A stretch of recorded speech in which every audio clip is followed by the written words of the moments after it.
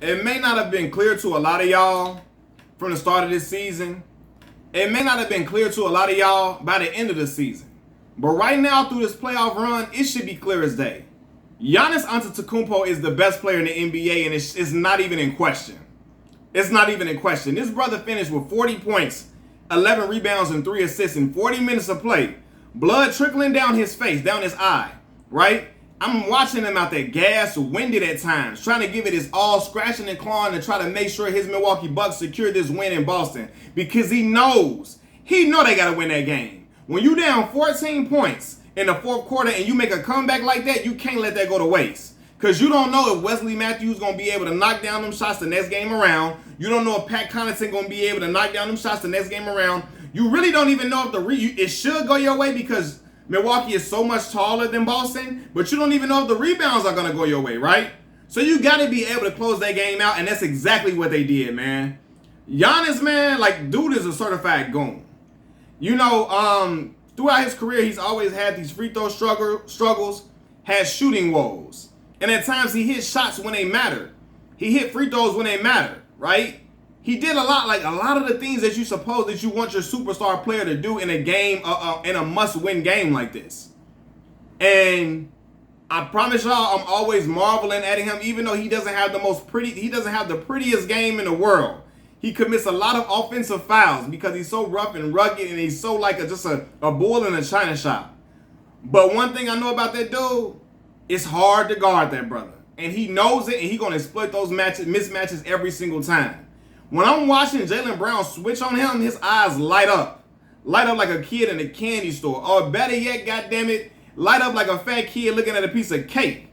Or light up like your boy on Thanksgiving when I see all that goddamn food sitting in front of me. Like, he was out there having his way with Jaylen Brown at times, for real. But to close out that game, I got to give credit where credit is due. Because Jrue Holiday be giving me a damn, I promise y'all, I'll be like, what is he doing, fam, throughout the course of certain games? And I'm saying giving me a heart attack because I picked Milwaukee to repeat as NBA champions. So I'm watching the game and the stuff that he doing. I'm like, what is he doing? Like, because at times to me, Jrue has terrible shot selection, especially in like the third quarter, in the middle of the game. His shot selection is horrible at times. He just pulls up for terrible shots, and sometimes it'll go in or something, but it just is not really good shot selection. So I'm like, man, I don't know what his shot IQ is, right? And then lo and behold, the fourth quarter comes, and after I didn't talk shit on Jrue name for majority of the game, he give you clutch basket after clutch basket, and defensively. Y'all, them defensive plays at the end of that game saved Milwaukee's ass. Saved they bacon without question. Because he had, I forget who that was. Was that Pat Connaughton that Marcus Smart had beat on the dribble? And if Jrue don't come over there and block that shot, that's an easy layup for Marcus Smart, or floater or a layup, without question. Jrue blocked the shot, and he stops the play. He stops them from converting a big basket at the end of the game. And then after Milwaukee gets a 3-point lead, and Boston got a chance to try to tie the game up with 5 or 6 seconds left, he strips Marcus Smart when he bringing the ball up the court. And I said, shit, that's why you got Jrue Holiday on this team right there. Because he's capable of making defensive stops at pivotal moments, and he's also capable of making big shots down the stretch of the game. When he hit that shot to tie the game, I think it was 105 or something like that, he tied it up as when he hit the 3. I said, oh my God. Like, that, I said, man, every single time I'm ready to get irritated or ready to get annoyed with Jrue Holiday, he comes up and make a big play that I'm like, damn, they really needed that. And this was one hell of a game, man. One hell of a game. The Boston Celtics, man. The Boston, Jason Tatum, 34 points, 6 rebounds, 4 assists. Jaylen Brown, 26 points, 6 assists, 8 rebounds. Their main guys played well. It's just that at times they have defensive lapses, they have mishaps, they have miscues on defense, turnovers at times, and that doesn't bode well for them, right? And also what I noticed is at times their main guys get streaky, but then they start to cool down and fade at times, especially down the stretch at times. Now at times Jason Tatum closed out the game, but at other times throughout the playoffs, they've had times where they've been hot at the middle of the game, and then they cool off. It's the opposite of Jrue Holiday effect. I've seen it. I've watched it.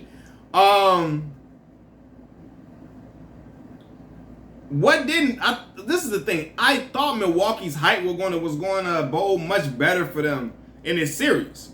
Got Grant what you call it? What's the boy name? Is it Grant Williams? Grant Williams. Grant Williams is a small guy, right? He like 6'7". And Grant Williams out there defending Giannis and so on and so forth, putting his body on bigger guys. I'm looking like, why they not coming up with offensive rebounds in Milwaukee? Why they not coming up with it at times? But then you see the height come into play. Giannis Antetokounmpo steps to the free throw line. He makes the first one, all net. Misses the second one. Big Bobby Portis from Little Rock, Arkansas. Shout out to all of my brothers in Little Rock or from Little Rock, because I got a lot of my fraternity brothers from Little Rock, Arkansas, from my chapter. Shout out to the Dirty Theta Mule, Kappa Alpha side. But anyway, Bobby gets the rebound, puts it back up. And at a height, you got to use that to your advantage. You got to be able to crash them boards. Bobby and Brook Lopez ain't been on a goddamn thing this whole series. He got to have a game or some next game, some type of big game. Because that big body, you got to utilize that to your favor. He should be getting rebounds, getting tip-ins, so on and so forth. And his height, him and Bobby should be a presence all in that paint. They should be a presence all in that paint, whether it's rebounding, blocking shots, or just putting the ball in the bucket because they just bigger than everybody. And Bobby can hoop, man. It's just sometimes Bobby been looking a little tentative at points throughout the series. But this is a pivotal game for the Milwaukee Bucks to win, man. You need to win a game like this when you don't have Chris Middleton. When Chris Middleton is out, you need your guys like Pat Connaughton and Wesley Matthews. They gotta knock down shots like that if they want to win the game and keep the series alive. Personally, look, they had what? I'm tripping. Tonight, I'm talking about offensive rebounds. Milwaukee got all the offensive rebounds tonight. 17 offensive rebounds to 5. They out-rebounded, and it's that. And again, that I believe with me saying a height. At points, sometimes it don't even be looking like they be out-rebounding them at times unless they're getting offensive rebounds, right? But they had 17 tonight. I feel like they should be even scoring using that height that they got. Milwaukee got 49 total rebounds compared to Boston's 36. 3-point shooting wasn't looking too hot throughout the majority of the game, but then in that second half, they started to hit a stride and hit down shots when it mattered. Boston was shooting a better percentage, and this is what I mean defensively. I thought the height was going to irritate them better.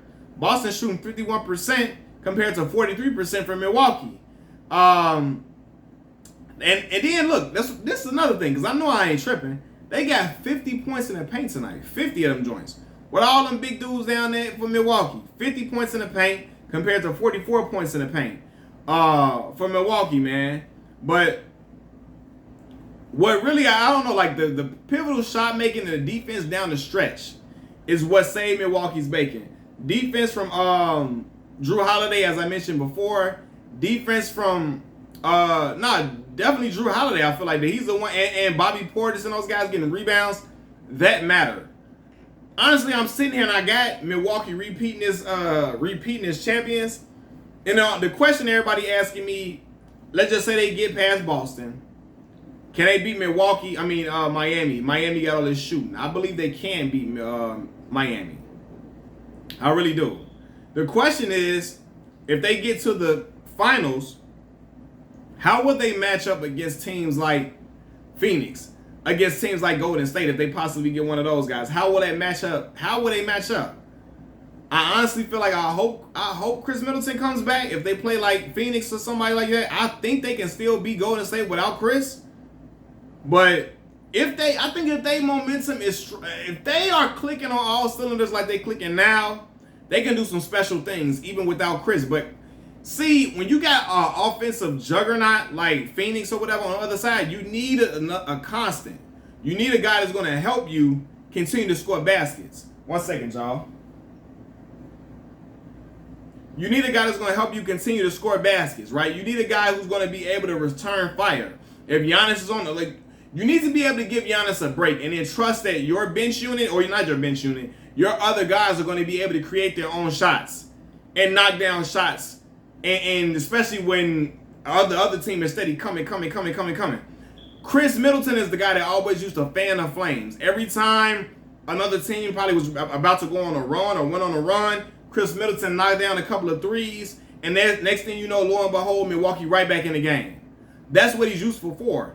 Chris can score in bunches. He can give you a 20-point quarter. He can give you a 15-point quarter just like that because he's automatic.